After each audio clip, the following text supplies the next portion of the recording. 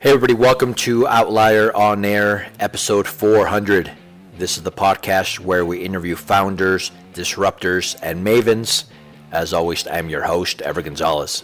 Now, before we get started, I wanted to thank all of you that are listening. Today we're celebrating our 400th episode, which is a big deal to us. 400 episodes. We've interviewed entrepreneurs from all over the world, from solopreneurs to seasoned CEOs running multi-million-dollar companies and everything in between.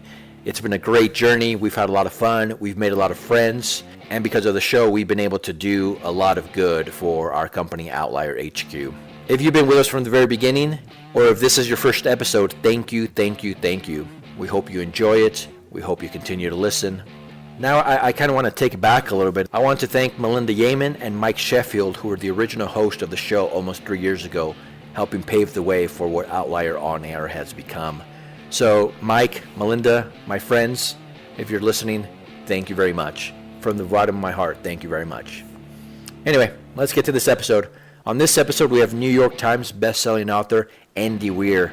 As some of you might recall, he wrote The Martian a few years back, got made into a blockbuster movie, had Oscar nominations, was a pretty big deal. Matt Damon was the star of the show, got a lot of press. He went on tours, media tours, and it's kind of been nonstop since then. We also had him on the show 2.5 years ago talking about The Martian. He was a great guest. So anyway, we invited him back now that he has a new book to talk about. His new book, Artemis, takes place on the moon. It's another great read. I'm a big fan of everything that he does, and so we decided to have him back. We had a great discussion. On this episode, we talk about the success of The Martian. We talk about the process of his new book, Artemis, and everything in between, all the pressure of trying to write another hit. But we also talk about he had a little bit of a misstep in between The Martian and his new book, and we get into it. We talk about what happened and how he kind of overcame it. I really think you're going to enjoy this episode. If you do, please come and see us at Outlier HQ. That's outlierhq.com. Please subscribe to the podcast, rate, review it, share with your circle of influence. Also, we're open to feedback on anything. What do you like about the show? What can we improve upon? Are there any people that you want on the show? Who do you want to see? Do you know anybody who has a great story to tell? Please feel free to make introductions. We would love to have other entrepreneurs, other founders, other mavens, other disruptors here on this show. Anyway, without further ado, here we go. Time, weather, and always pass. Case of the various.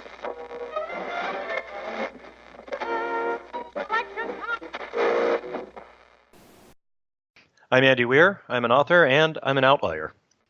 Andy, welcome to the show. Hey, thanks for having me.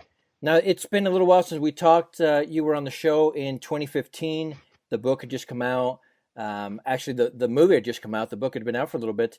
And you were just starting to see all of that success kind of come your way. 2015 to 2018. How has your life changed? Well, it's been pretty big changes. I mean, one of the main things is that I'm a full-time writer now. When I wrote The Martian, I was a software engineer and it took me about 3 years to write, and I did it nights and weekends and stuff. And afterward, I'm full-time author with contracts with the publishing company and stuff. The writing process was completely different because I wasn't posting chapters to my readers. I had to write the whole book on my own. And also, the main thing is just my life changed a lot in that I no longer worked in an office so I'm a pretty social guy, and I really liked working. I liked my coworkers. I liked my boss. I liked my job. I was respected there, and I liked the people I worked with, and I enjoyed the social aspects of working on a team on a project, and I really miss that. So now I'm just by myself in my home office all day writing when I can motivate. And it's a big change. Of course, I don't imagine too many people are going to feel sorry for me, but yeah, that was a big change in my life. And also a lot of travel, just a completely different business concept, like a lot of travel, a lot of meetings, and I think and a lot of people stuff, a lot of interacting with people and pitching ideas and doing things like that. And I found out I'm actually kind of okay at that.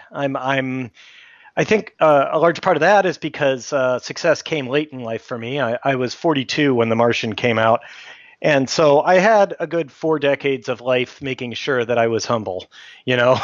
Yeah. So I come into Success these. didn't come early, and kind of, we've seen so many stories of these young kids, hitting it big for whatever reason, and then just kind of falling apart quickly, easily. Right, or letting it, or worse still, is when somebody lets it go to their head. Like they think, "Oh, I'm awesome. I'm better than everyone else," because and when, that is not my attitude, because like I said, I had like 40 years of being properly in my place before before I hit it big. So. Now, Yeah. I think I've got a good attitude. Yeah, let's talk about the details though. So obviously the book, right, hit it big. The movie, Oscar nominated. Matt Damon played the main role. I mean, this is big deal when you. It's a dream come true. That's right. And so now that you're like doing this, you have a new book that we'll get into here in just a sec. What does the pressure feel like? I mean, I'm assuming that everybody's Tremendous. looking at you like, let's do it again. Yeah, do that again. Do that thing you just did. What is it? It's like you have your. I forget. It was a musician, but I forget who it was. But they said you have your whole life to write your first album. Then you have a year to write your second That's one. right. That's right. Yeah. And it better be a good one. Yeah, better be. Yeah, and so no, tremendous pressure. I was nervous about that all the time, and I had a failure in the middle there. So after the Martian was successful, I almost immediately signed up to do another book with Random House. They gave me a contract for another book, and this one was called Jack, and it was a more traditional science fiction book. It had aliens and faster than light travel and telepathy and stuff like that. And I got about 70,000 words into it over the course of a year. And by the way, for reference, The Martian is about 100,000 words. Got 70,000 words into Jack, and I thought, oh no, this sucks. Oh no, really? Yeah, no, I mean, I was, yeah, I don't know, that far into it, and I'm like, everything was fighting me. Things were just not working out. Story wasn't coming together well. The characters were not compelling. The nothing was working. Nothing felt right. And I was beating my head against the wall. The story was just fighting me. And eventually I asked the publisher if I could push the big red reset button, which they agreed to, which was both a relief, but also a bit insulting, because I mean, it meant that they were like, "Yeah, no, you're doing a bad job on this." Yeah, because they're reading the whole time, right? I mean, you're giving them updates, and they're like, "Yeah, no, you're right. Let's move this along." No, you're right. Let's throw this away and burn it. Yeah, and so I was, so that's when I started the Artemis project. So this. I was very, very acutely aware of the fact that I was following up this huge success, and that all eyes would be on me to see what happened next. And it was very stressful. Well, listen, I know you're not digging like ditches or like backbreaking work, but a year's worth of this type of work must be draining. And at the end, you're like, that is kind of a whole year. I mean, kind of wasted, right? Yeah, it is. Again, and so how do you recover from that? Again, not every eye will weep for me. Just being able to, write for a year and throw it away, and having the freedom to do that is incredible. But yeah, no, I feel good that I had the fortitude not to cling to a sinking ship, right? I feel like I made the right decision. But yeah, no, that was unfortunate. I learned an important lesson about working out plot lines in advance and having a more clear direction before you start writing. And I think that really helped with Artemis. The Martian, it was just you in your spare time, I'm assuming, at home. Now there are more eyeballs on this from day one. What is their input from the very beginning? Well, first off, I don't have like an aunt, or I don't have a staff or anything. I don't have any employees. I don't have a PA. It's just me. Keeping it real. I like that. Yeah. Well, yeah. And also, I have an agent and an editor at Crown looking over my stuff, and so I consider the editor to be I consider him to be like my customer, Okay. And my agent is always there to give feedback on my stuff. I mean, after abandoning Jacques, I started in on Artemis, and I actually went through 3 complete plot revisions. So I was gun shy after Jacques because I was still kind of smarting from the pain, right? And so for Artemis, I said, like, normally I don't do this, but this time I'm going to plot it out. I'm going to make an outline and say this is the sequence of events that I plan to have happen in Artemis. And so I wrote it up, and the first one didn't work out very well. And I was like, no, I don't like this. This isn't working. I don't like this plan. So I'll come up with a completely different story, which I did. Oh, and by the way, sorry, I designed the entire city, all the science and technology behind it, and the economics. I designed all that before coming up with a story or characters. Because I wanted the story to work around the setting, not the other way around. Oh, really? It's usually the other way around, right? Yeah, no, but readers are smart. They can smell when you've adjusted the setting for the convenience of the story, and it erodes their suspension of disbelief. I wanted a really solid setting that felt tangible and real. It's a big challenge when you're writing a story that takes place in a city on the moon to try to make that city feel real and not just fantastical. And so how I much figured time did you spend on that part of it, on building the city? Boy. Oh, months and months. Really? Yeah, tons of research and just carefully figuring out the economics behind everything and kind of how the city would shape out. I based it largely on the economics of Caribbean resort towns because it's a single income city. Like it basically just has one industry, at least at the beginning of the book, and that industry is tourism. That's how money enters the system. So it's similar to a resort town in that way. Anyway, so I designed the whole city, and then I started working on characters and plot. And like I said, the first outline, I was like, this doesn't work. I'm ditching this and making an entirely new story, plucking aspects of the first story idea that I liked. Like I liked this character, I liked that that subplot, and so on. Made an entirely different story that also didn't work. Mm-hmm. And in the first revision that I had, the first idea I had need of a kind of likable rogue smuggler to be in like 2 or 3 scenes, and that was it.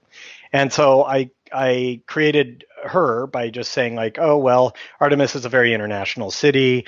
I mentally spun a globe in my head and said, what's a country I haven't used yet? Okay, Saudi Arabia. Great. And we'll make her a woman because women are more interesting than men to me. And so I'm like, there's the lovable rogue, and we'll give her a cool name. Jazz. Yeah, that's a cool name. Okay. And but she was like this super minor character, like she was in 2 or 3 scenes tops. And then I ditched that idea. And then the second idea, Jazz was a little bit more central. And but still very much a secondary character, not the lead character. I defined a little bit more of her past. I had to, so I defined that. Oh yeah, she's born and raised, or not born in Artemis, but raised in Artemis. Grew up there, and her dad is a blue collar guy. That's kind of as far as I got. And yeah, but that second story concept didn't work for me either.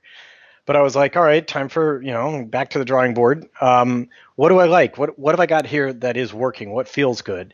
And Jazz felt good. She was like, that character was very interesting to me. And I'm like, well, okay, how about I write a story about Jazz, about her? I'm like, that would make it a crime novel, but yeah, sure, I can do that. And so that's how I kind of ended up working my way toward Jazz being the lead and it being about her. It's funny, if I would assume that every time you scratch kind of an idea, you're like, well, I kind of already had a little bit of a stumbling block with that second book, and then now I'm kind of changing the plot here 2, 3 times now. Was that more pressure on you, or were you still confident enough to be able to know that you have something in you that is going to come out and it's going to be, something that you really love? Well, I didn't know that for a fact, and I was worried about that, but I did know that the ideas I was coming up with weren't good. So, I mean, I would rather fail outright. I would rather just like give the money back to the publisher for that contract than write a bad book. So I was going to keep working at it until I either got an idea that worked or, ran the publisher out of patience. Before we get it more into the book, I have a few questions about the characters and things like that. Sure. For the listeners, let's paint the picture, right? So Jazz, the main character, but tell us what the book is about. Well, Artemis takes place in humanity's first city that's not on Earth. It's on the moon. It's the only city on the moon. And the city is called Artemis. It's sort of a frontier town. It makes its money mainly off of the tourism industry. Middle-class people in this era can afford a once-in-a-lifetime kind of vacation to the moon. It costs a lot, but it's within reach. Jazz Bashara is a woman who she's lived on the moon since she and her father moved there when she was just 6 years old. So she grew up there. She considers Artemis to be her home. That's her hometown. Her father is a very talented welder, and she is a criminal. She, well, ostensibly her job is she's a porter. She delivers things around town. She's a delivery girl. But where she makes the bulk of her money is by smuggling contraband into town and distributing that around.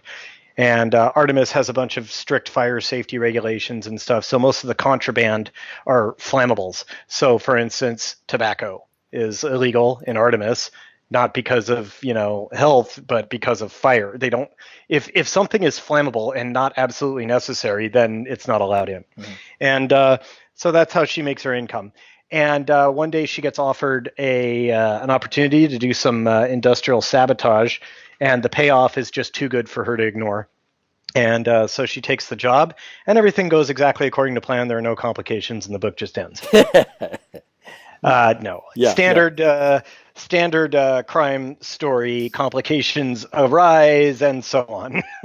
and so this, I like how, right, Mars, the first book, the moon, the second book. I mean, this is obviously a passion of yours, something that you're really interested. I'm assuming that even if these books weren't, even if you weren't a writer, right, putting these whole things, you'd still be studying kind of space, right? I mean, this is you.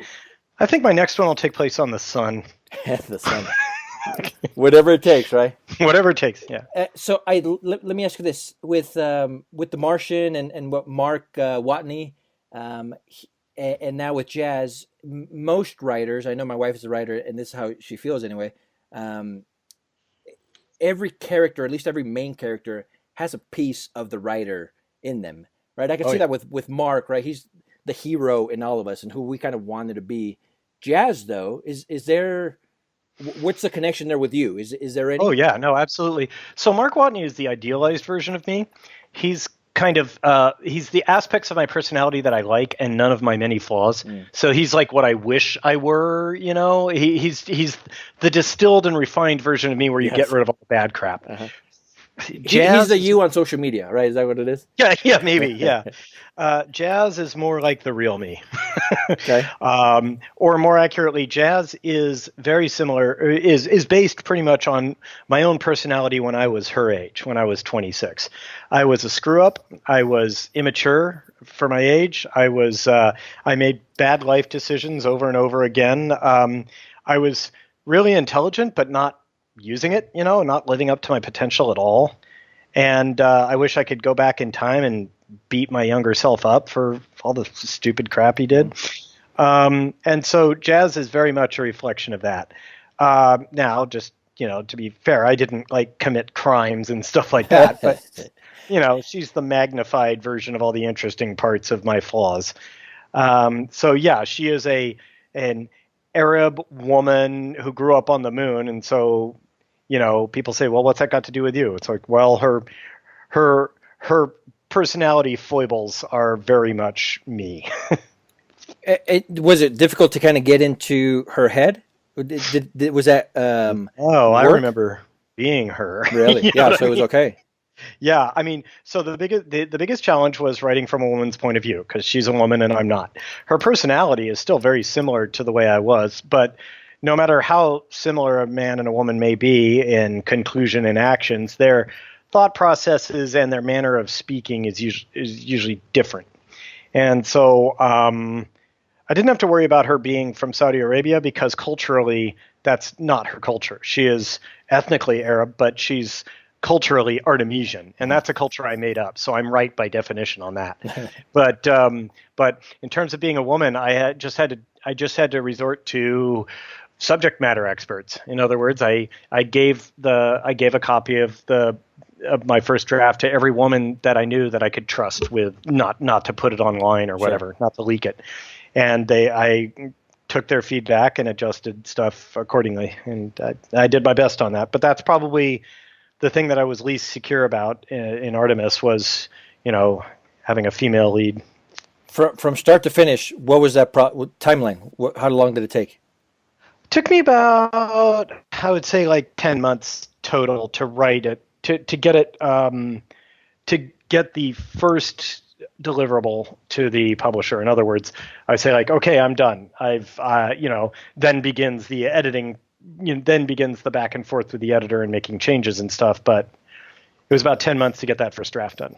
We have a lot of entrepreneurs on our show, right? And I feel that writers and artists and musicians, I feel like they're part of our little community here of people that are starting companies, growing companies, things like that. You are definitely in charge of your own brand product, right? The writing. Once the Martian hit it big, you were all over the place, right? You were traveling, like you mentioned. Was it difficult to kind of put that in a box at times and focus on the writing? Because I'm assuming you were doing both at the same time. Well, I was doing both at the same time. Yeah, 2017 was an extremely busy year for me because also I had a TV show pilot that I was working on that unfortunately did not get picked up, but we made the pilot, and that was a lot of work. And I had that, and I was working on Artemis, and I was, still doing some events for the Martian.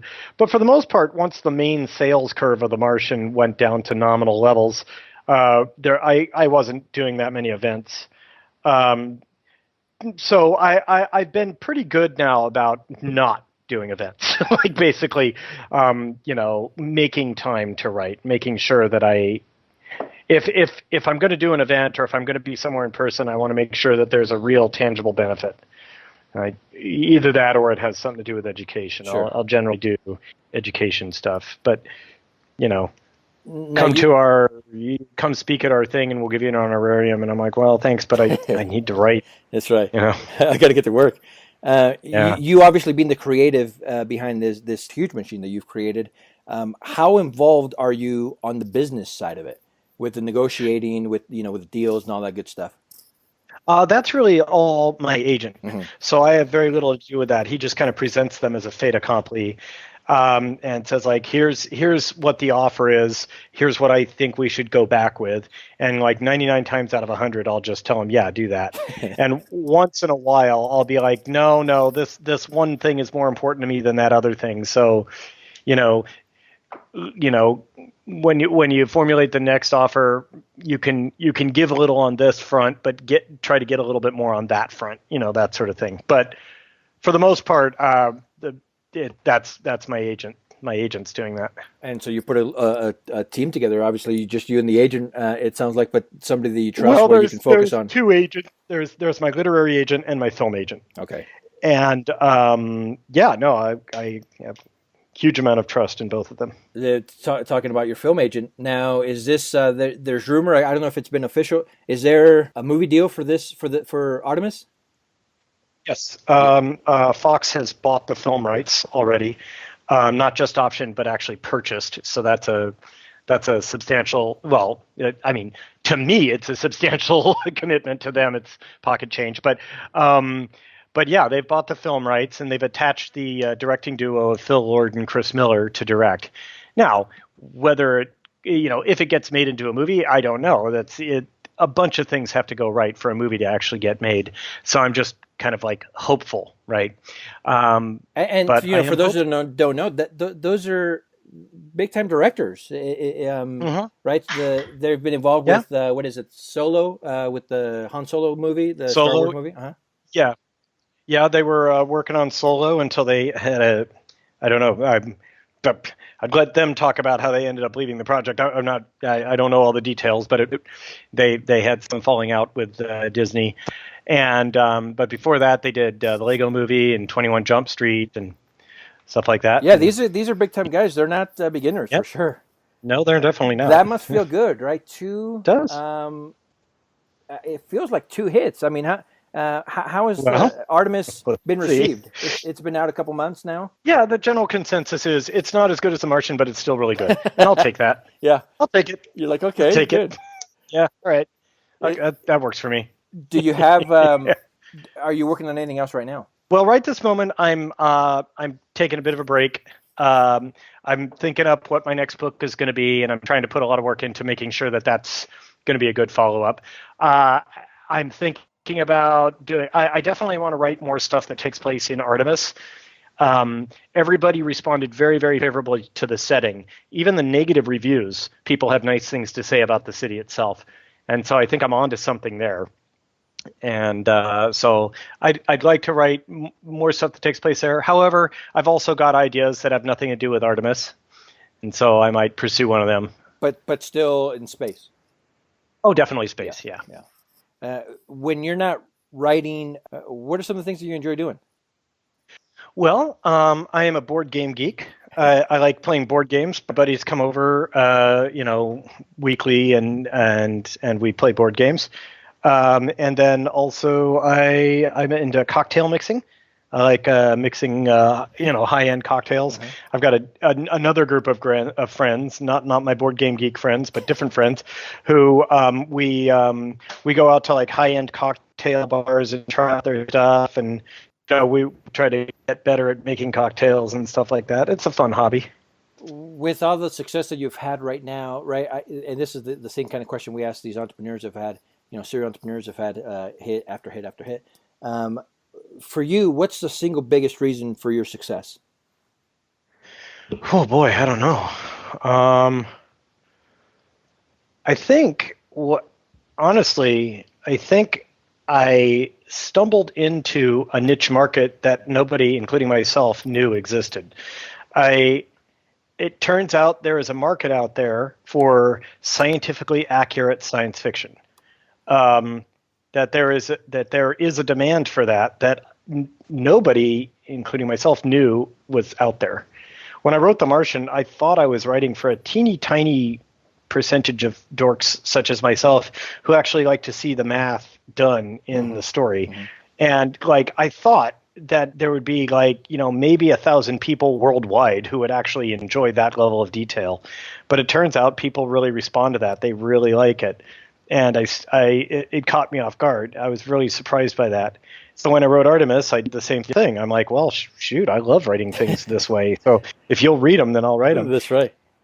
And I expected, it's funny, is I expected and even hoped that the success of The Martian would cause some copycats. There'd be some more hard sci-fi out there. That's what I was kind of hoping for. And it didn't really come. There was Seven Eves by Neil Stephenson, which is a very excellent book, and it's pretty accurate science up to a point. But then really pretty much nothing else. And so the end result is on the plus side, it means I own this little corner of the market inadvertently, and so that's good for me, I guess. But on the downside, it means I don't get to enjoy the market. I would like to be reading books like this. And and not knowing how they're going to end. Yeah, it definitely feels like you are in your own lane when it comes to this type of writing and this type of would you call it a genre, whatever it is. Yeah, there aren't very many others that are doing it, if at all, with this detail, like you mentioned. So is this a trend that you can continue to do? It sounds like you love doing this, and since you're getting good feedback. I mean, the cardinal rule of writing is that you should always write a book that you yourself would like to read. Mm-hmm. And I like scientific accuracy. So yeah, I'm going to stick with it. Who else is out there that you enjoy reading when it comes to sci-fi? Nowadays I like Ernie Klein, who wrote Ready Player One. I like Peter Klein's, no relation between the two. His most recent book, I think, is Paradox Bound, and which I enjoyed. Pierce Brown, who wrote the Red Rising series and has a new book out called Iron Gold that just came out as of when we're taping this, just came out about a week ago, or a little bit more, but whatever. So those are kind of the contemporary sci-fi authors that I like to read. And then when you go back into the past, the ones I grew up reading were actually my father's science fiction collection. So I grew up reading Isaac Asimov and Robert Heinlein and Arthur C. Clarke and stuff like that. Those are my holy trinity. The older stuff, of authors. But Older Heinlein, not the later stuff where he got weird. yeah, because the early stuff wasn't weird at all, right? Right. Well, the early stuff was good old fashioned sci-fi. You know. I like I like what you're doing. Right, you're in your own lane. It's something that you're obviously passionate about, and it comes across in the details of the things that you're doing with the city, with the science, and in the Martian. Like that's something that's very not only entertaining, but seeing the passion kind of come through the pages is, I think, what keeps us coming back for more. So congratulations on the success. Thanks so much. And obviously we're looking forward to more and more and more. No pressure, by the way. Well, I'll keep writing them as long as people keep buying them. That's right, and we certainly will. Now, as we wrap up, let me ask you a couple more questions. In 3 years, when we call on you again to kind of come on our show again, what are we going to be talking about? The runaway success of the Artemis movie. That's right. That's right. Listen, you need to get on there and do like a cameo in all of your movies that are coming out. You need to write it into the contract. Right? That's right. That's right. Now, for those that are looking to kind of get into a little bit more of the writing, being authors or just anything in entrepreneurship, for those of us that are just starting out, what kind of advice would you have in general? I'm not sure what advice to give entrepreneurs in general. I guess the main thing is just you got to keep at it. Any given project, certainly in the case of writing, and I imagine it's the same with any other industry, the first 5% is really fun. The remaining 95% is a grind. And you've got to be able to get through that grind to have a product, whether it be a book or a widget or whatever. You've got to press on through when it stops being fun, and that's the hardest part. And that is the truth. And here you are. You're right. You inspire us all to kind of continue to push and push and push. Right. I love that the second book didn't feel right, so you scrapped it. That must have been difficult, like we talked about. But you kept going, and now look at you now, right? And we're going to continue to follow you. And again, we really appreciate you being on the show. It's been amazing. We really love the stories.